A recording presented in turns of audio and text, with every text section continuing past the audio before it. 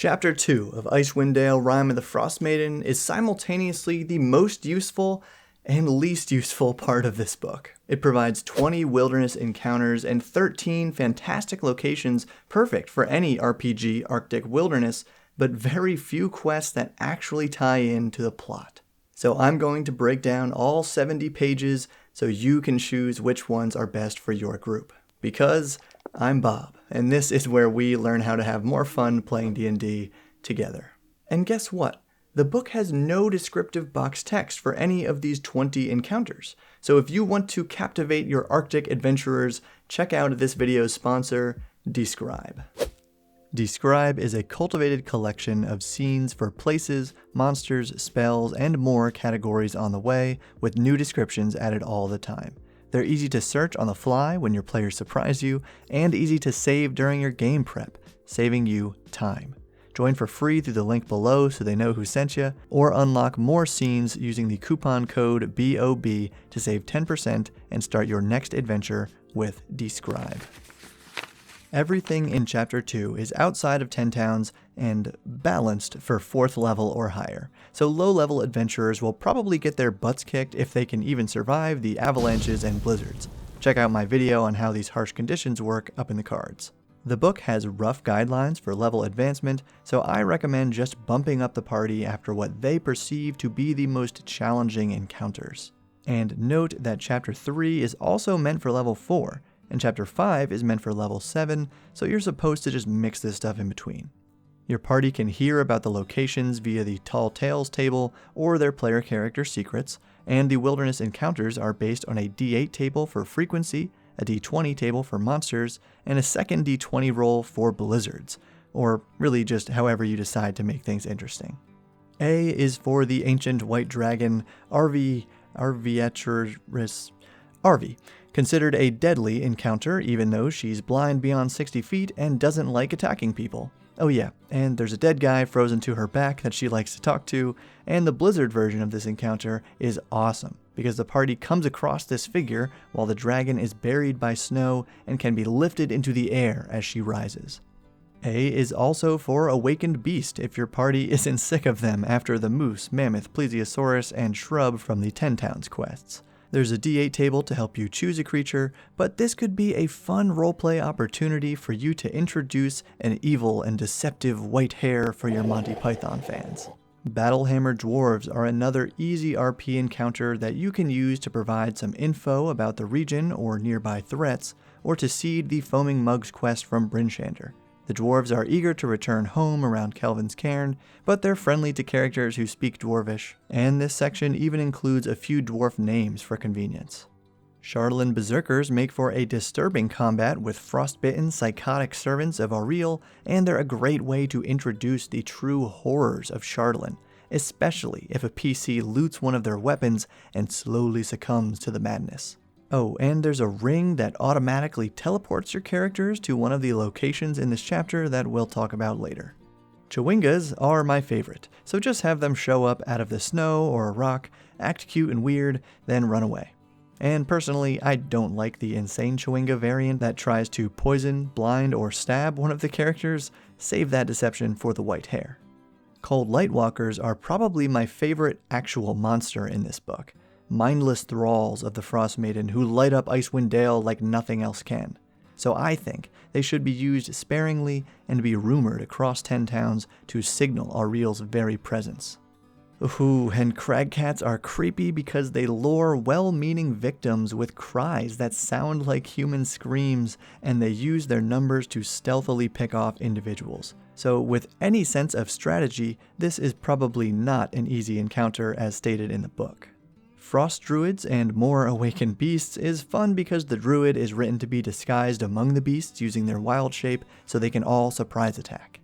The Frost Giant mounted on a freaking mammoth is genuinely deadly because it's super strong and is, quote, happy to claim their heads as trophies, unquote.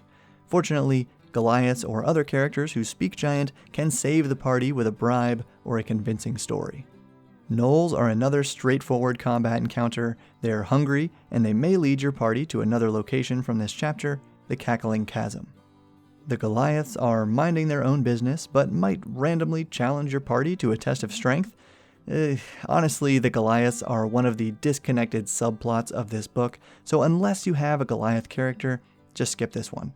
And maybe use the Goliath Polar Bear because she's way cooler. Herd of Beasts is useful if your party is starving or for a brief cinematic shot of the wilderness, and the Humans encounter is by far the least fantastic. They've met enough humans in 10 towns already. Now, Ice Trolls are another personal favorite that almost TPK'd my level 4 party, but was easily dispatched by my level 5 party, so just have fun with it, and make sure to use the Monster Manual Loathsome Limbs variant because it makes trolls so awesome.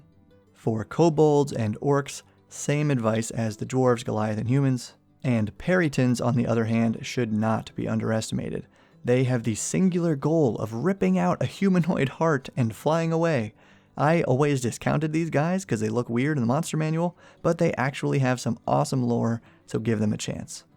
And snowy owlbears and yetis are easily two of the most iconic D&D creatures to throw in an Arctic setting, and I love that the owlbear section actually has tips for what to do when your party inevitably tries to tame it and keep it as a pet.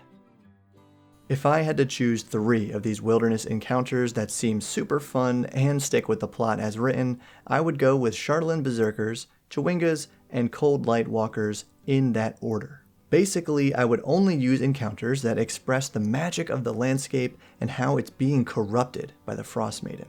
Or maybe just throw in some Duergar if your party hasn't met any yet because they're the subject of the next few chapters.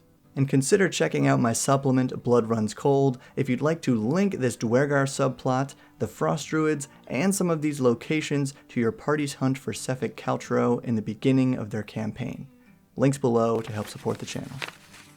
These fantastic locations begin with yet another awakened beast, Angajuk, the friendly old sperm whale scarred by encounters with the Frostmaiden's rock, who acts as a submarine across the sea of moving ice for characters who need transport to Ariel's Island or who take on the whale oil delivery quest to earn some gold.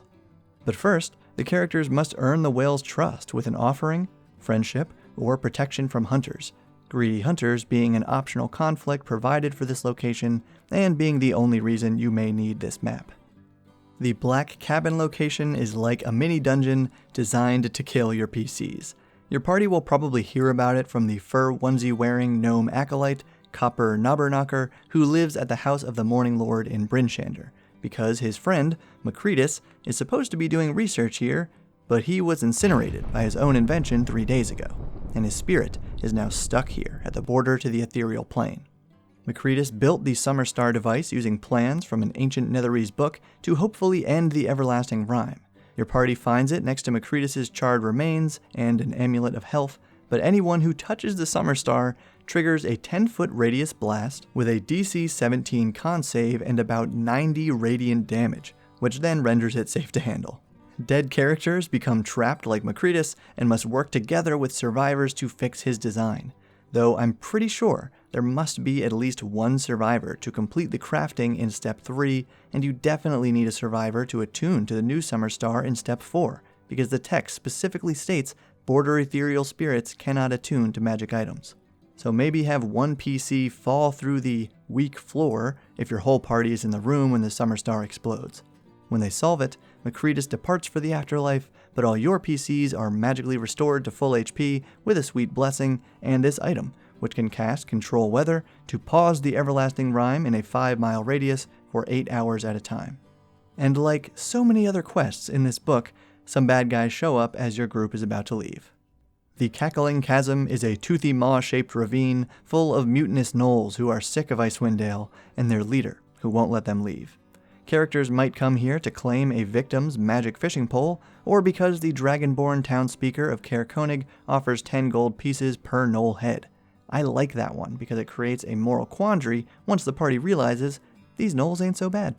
Which is easy because the first group of gnolls they encounter are written to only attack in self-defense. The place is pretty gory, and you should make all the ice slippery, so at least one character falls or nearly falls into the pit. Also, there's a caged Shardland Berserker to show off if your party hasn't faced one yet, and boy will they face some in the next location. Cave of the Berserkers. I actually ran this quest as a one-shot for a few Patreon supporters because it's a solid dungeon with a little puzzle to it. 4 former Bear Tribe nomads live here as cannibal servants of the Frostmaiden with 2 white dragon wyrmlings, which could potentially work as a connection to Cryovane from Icefire Peak if your group has played that adventure. My best tweak was to add a prisoner, chained to the natural pillar in Area 3 as a meal for the wyrmlings resting in Area 4. That way, when the party snuck inside, they were able to get some information, but had to choose whether to release this prisoner and risk being noticed or move on without him. The real tricky part here is that the Berserkers cannot die in the cave as long as the Frostmaiden's everlasting fire burns in Area 5. My party didn't have the 2 spells written to put it out, so when they attacked it with arcane fire, I assigned it some hit points and let them destroy it that way. Oh yeah, and 3 of the 4 Berserkers don't show up until your party is about to leave. Dark Duchess is great because it can support Sephic's backstory as explained in my supplement, and who doesn't want to search a shipwreck for lost treasure. There's an ice troll, a few kobolds, and a ton of loot deposited here by RV the White Dragon, who might arrive around the time your party is ready to leave, and so does a random friendly Verbeeg to help save your PCs. But I would replace them with a mammoth-mounted frost giant from the encounter section because they are described as enemies of that dragon, and they like gold. Ascendant was definitely my favorite location to run because the party meets these quirky little Mind Flayer gnomes in their crashed ship, and naturally, the captain must introduce themselves like so. Icewind Dale, the final frontier. We are the voyagers of the nautiloid Quanshaktikbok, halted in our mission to explore strange new worlds, to subjugate new life and new civilizations, to boldly go where no gnome has gone before. Da da da da da da da. Okay. There's a lot of detail for the ship and its crew, but all you need to do is have someone explain that they need a Mind Flayer Psi Crystal to repair the ship before their life support runs out in 24 hours. They can offer a Psi Crystal detector, or just have the captain say they detected a Psi Crystal in one of the northwest settlements. In short, there's one in the mine near Tourmaline. So I extended the time limit to 2 days, but your party may already have the crystal, which drew them here in the first place. And when the characters are about to leave, a bullet attacks, really becoming an overused encounter setup. Jarlmoot is okay. On full moons, a frost giant ghost summons a frost giant skeleton, then 2 invisible stalkers to challenge the party. If they survive, the giant grants them access to the mini-dungeon treasure vault beneath the hill, but if your PCs came here with the frost druid, Yeslim Bloodfang, who somehow convinced the party she wasn't evil, well, she betrays them as the vault opens. There's a neat runic puzzle poem for which your PCs use items from Area 5 to access Areas 3 and 4, where they'll find a horn of blasting and get attacked by flying battle axes. And who could have guessed, as you leave Jarlmoot, a frost giant attacks the party. Next, Karkolohk is a somewhat silly goblin fortress run by a gnome in disguise who desperately wants to go home. Your party can learn of this location from a town speaker who wants the goblins dead, or after the Foaming Mugs quest, in which some of these goblins try to steal a shipment of iron ingots on their way to Brynshander. When I read about this fort being constantly destroyed and repaired, I decided to replace these goblins with kobolds, who are more commonly encountered throughout this campaign, and have a known hatred for gnomes, making their leader's secret even more dramatic, and supporting their fascination with the egg-shaped container they recovered from the falling nautiloid, because perhaps they believe it to be the egg of a metallic dragon, though it actually just contains a gibbering mouther. By my count, there are 18 kobold or goblin combatants, 9 adult non-combatants, and about 30 children living within this fort. So definitely encourage your party to investigate rather than destroying the whole place. Plus, they wouldn't want to destroy the awesome Shield Guardian companion they can meet inside, which links to another awesome location, the Lost Spire of Netheril, literally a shard of the ancient fallen city of Yithrin inhabited by the simulacrum of Dazan, the Arcane Brotherhood wizard.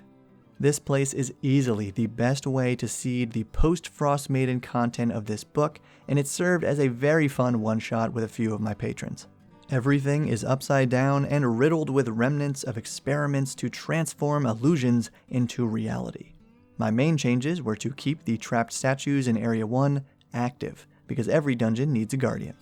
Then to add 2 oozes in Area 7, foreshadowing my custom premise that all failed experiments are transformed into horrible living blobs.